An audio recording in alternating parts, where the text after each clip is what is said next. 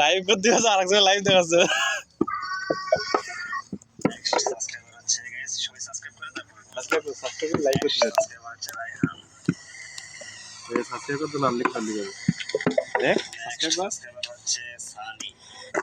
এখনো আমাদের চ্যানেলে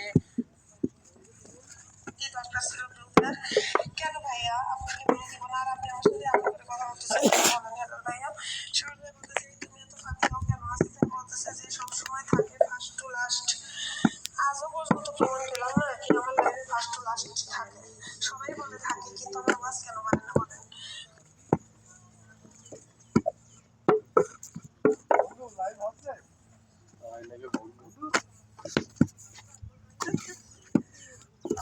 দু বছর বড়, আসিফ 2 বছরের ছোট, তাও বন্ধু।